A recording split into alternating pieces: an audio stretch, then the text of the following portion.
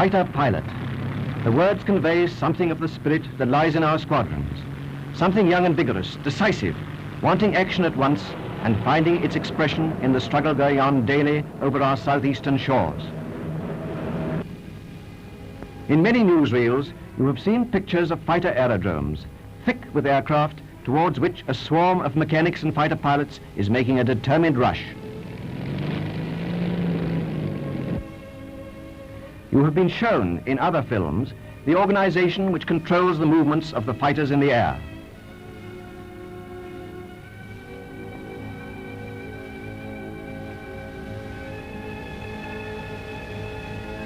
But you have not yet been let into the mind of the men who do the flying, nor shown their feelings when in the air and going into a fight.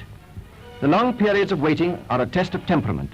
Some pilots occupy themselves actively, others pass the time in sleep. Nor have you been shown the difficulties and discomforts from which the pilot suffers when he is seated in his aircraft. Let us look at the inside of a pilot's cockpit with its mass of instruments, and then think of the hours of practice needed before the pilot can understand all their uses and employ them satisfactorily. See the pilot in his kit. It is bad enough to be in a flying overall. It cramps one's movements quite a lot. But look at this, the life belt used when flying over the sea. It is called a Mae West, rather unkindly. Now the parachute. It is impossible to look pompous in a parachute.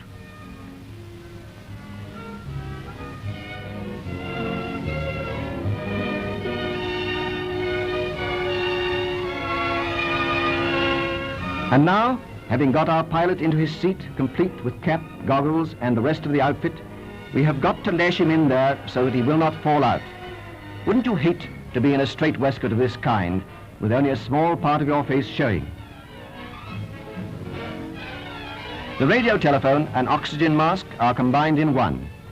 This has to be firmly clamped across the pilot's face so that only the sound of his speech shall get into the microphone, and also to prevent the oxygen leaking out and wasting itself. Now the take-off. Throttle right forward. Stick central. Ease her off the ground. Back with the throttle to normal boost. And now up with the wheels. The leader looks round to see if the rest of his section are with him. One is lagging a bit and is told briskly on the radio telephone to close up. And then they climb up to patrol height. Above the clouds, it gets colder. The pilot cuts off the air from his radiator to keep up the temperature and wriggles himself more comfortably into his seat. 5,000 feet. Watch the needle of the height indicator. Up they go. 10,000.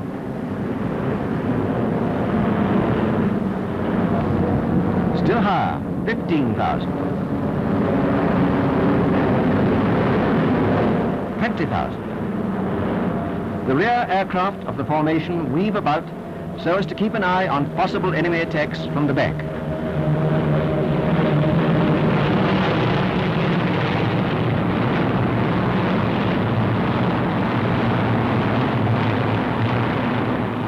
While the leader searches the sky in front for the enemy. It is bitterly cold, and the curious depression and feeling of isolation that comes when flying at great height would insensibly affect the pilot's fighting qualities if he were not helped by his oxygen supply. Suddenly the leader, who has been keeping up a two-way conversation with the ground control which is directing him onto the enemy, sights something. Carry-ho! There they are, Jerry's.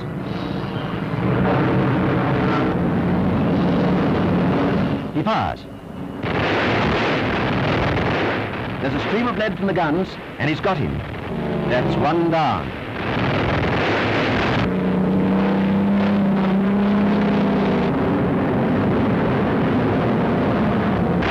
Our guns again. Number 2.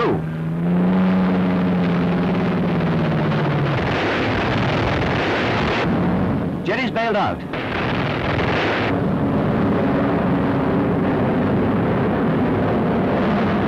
But the fight's still on.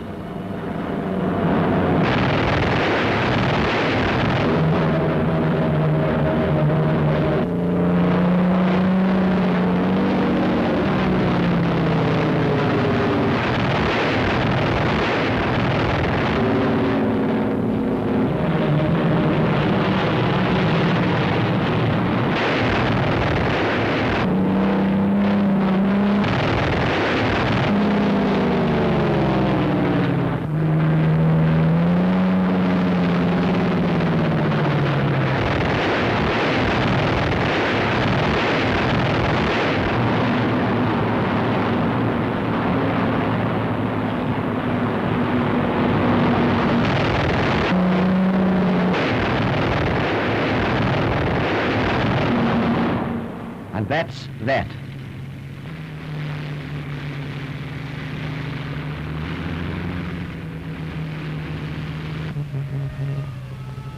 And so, back to the aerodrome, stiff and cold, but very pleased with life.